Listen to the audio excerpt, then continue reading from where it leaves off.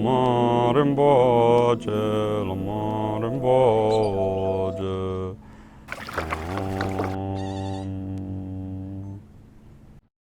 So today we're going to talk about emotions. Emotions are part of life, and in this day and age people must learn how to deal with their emotions, otherwise our life can become a real mess if we don't learn to deal with our emotions. So we all have different situations in life, and even this day and age we're experiencing some things that we didn't experience before as this generation of human beings, and we have not taken the time to learn of our emotions. We have forgotten our spirituality and the power that we have as human beings. Human beings have the power to develop their consciousness in such a way that we cannot even imagine. Therefore, it's really important that we take some time to really deepen in our understanding as a human being, as a human race, as a civilization. And we must unite beyond languages, we must unite beyond religion, and unite as human beings. But we cannot unite if we cannot deal with our afflictions, if we cannot deal with our thoughts, if we cannot purify our being in such a way that we have love in our hearts and joy in our being. The only way we can do that is by observing our thoughts, observing our emotions, and observing our bodily sensations. The first thing we got to do is to observe. Observe what we're thinking, what we're feeling, and accepting it. If we don't accept emotions, we cannot deal with them. If we don't deal with them, then our actions will become harmful, will become painful for us and for others.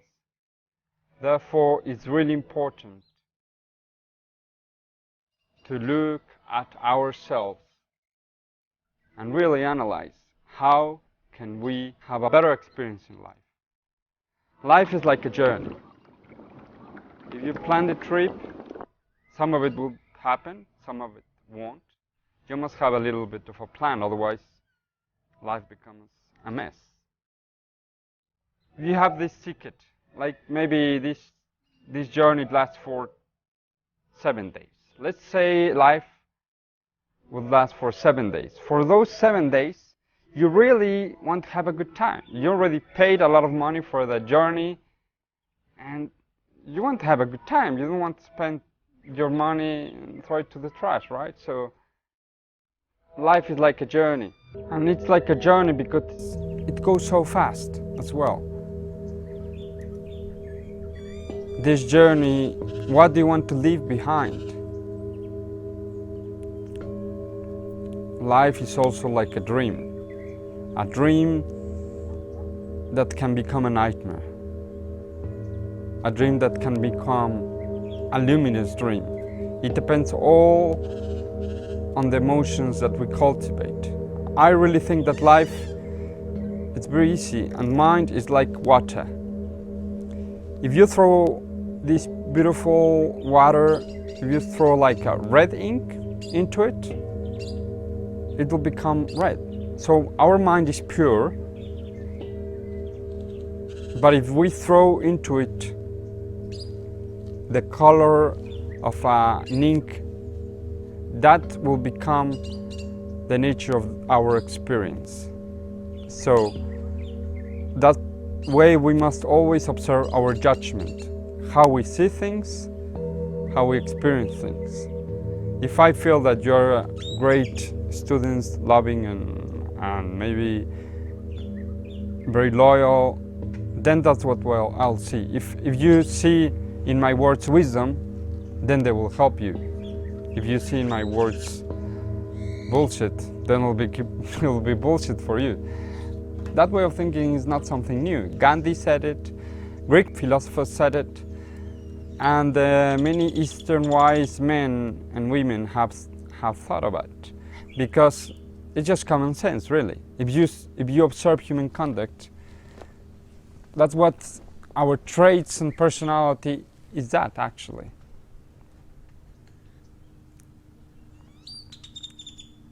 We become our emotions, we become our thoughts, and that's what our experience in life is actually. So how to deal with our emotions? There are many ways. The first way is to breathe in and out. That's very important, because the way we breathe is the way we're developing our emotions. If we're very stressful, probably our breath will be very fast and not even. There are 5 qualities of the breath that one can see. One that is long, deep, even, soft, and slow. In every breath or in meditation, then your life experience will be better. Also, really try and be humble and say, okay, how am I looking at this situation? Am I dominated by the emotion? Am I driven by the emotion or not? And one must be very objective and humble about that. If one doesn't have humbleness and doesn't accept our, you could call them mistakes or actions or tendencies, rather than mistakes or sins, then one will be imprisoned by them. One will be like in a jail. So the way we free ourselves, because that's what the enlightenment means. Enlightenment means to be free of. That's the first step, to be free of emotions. Then the next step will be to live in joyful emotions. So we said yesterday that our emotions were first. Negative emotions in this Eastern point of view is first of ego or selfishness. That can be changed into compassion. Then, what else? Okay, so there is pride that can be changed into humbleness. Anger that can be changed through love. Jealousy that can be dissolved by openness. And ignorance that becomes uncertainty can be changed or dissolved through wisdom. And what is wisdom? It's wisdom of openness and light. So there are 2 ways of working with our emotions here. There are actually 3. First is analyzing its effects, its consequences. If I am angry, I'm damaging people. If I'm driven by pride, I cannot learn. For example, attachment, then I cannot receive anything else. If I'm driven by ignorance, I cannot learn. I cannot see other points of view. And if I'm jealous, then I won't rejoice in others' happiness. So those are the effects. The sutra speaks about many, many other negative effects, but those are the main effects. And now through transformation, we can cultivate that, and also through sound. So, for example, there is this sound about, I know a few mantras. For example, there is, in my tradition, the Matri mantra. Oh, Matri,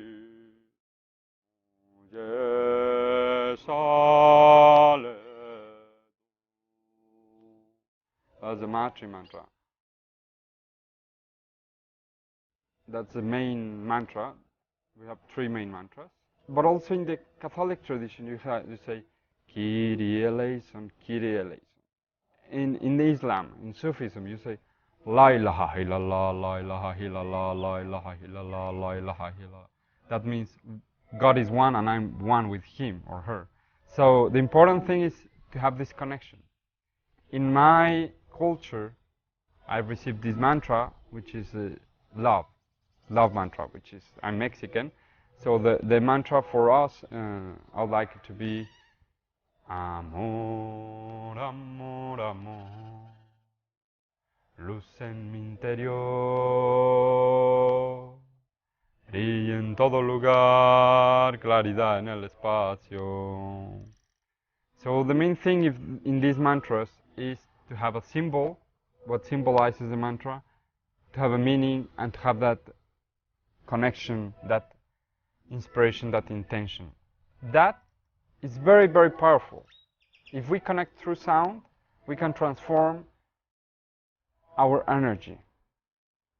So that's one way of transforming.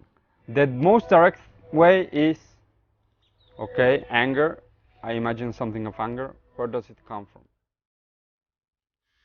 Where does it reside? When you cannot find it, try and think of your emotion. Where is it? Where does it dissolve? Boom, you have the result, which is that openness, that emptiness. So that's the direct way.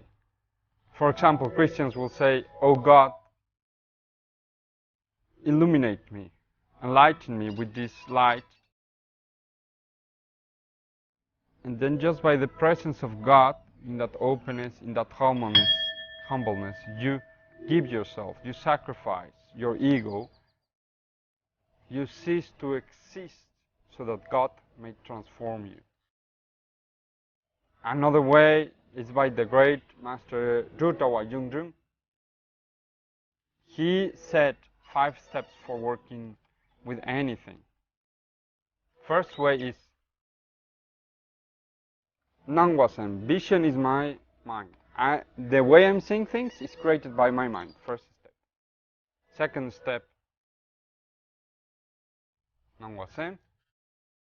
But actually, if I look at my mind, it's empty.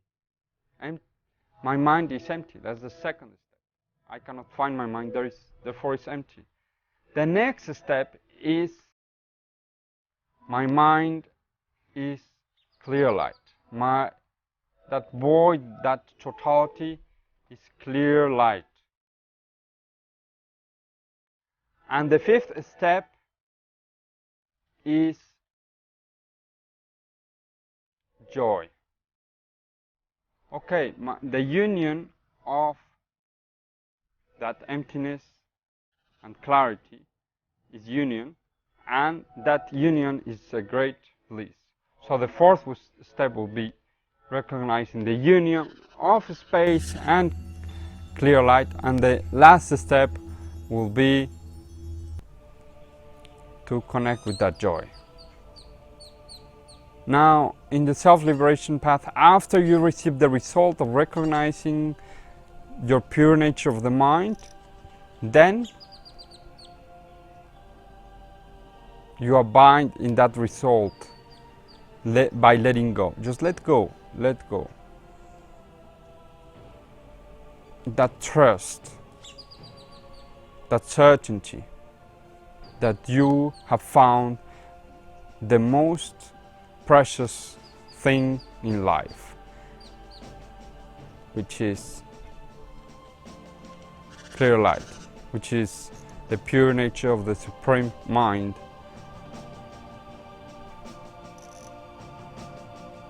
You may call that in Christianism grace. In Japanese you call that Satori, or in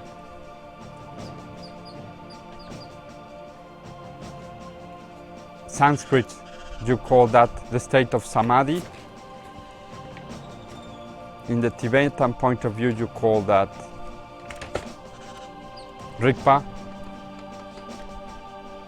Imagine we're just one world here, that we're experiencing one world, but there are hundreds and thousands of millions of worlds around the universe. We cannot just get fixed with one culture, one way of looking at things. So we cannot limit ourselves with one religion. We must go beyond ideology. We must go beyond thoughts, beyond concepts. We must go beyond our ego. So after you recognize the pure nature of being, then the next thing is just abide. And then the meditator must be dissolved by meditation. The object and object must be united and remained. And when you achieve that moment, you stop asking questions, basically.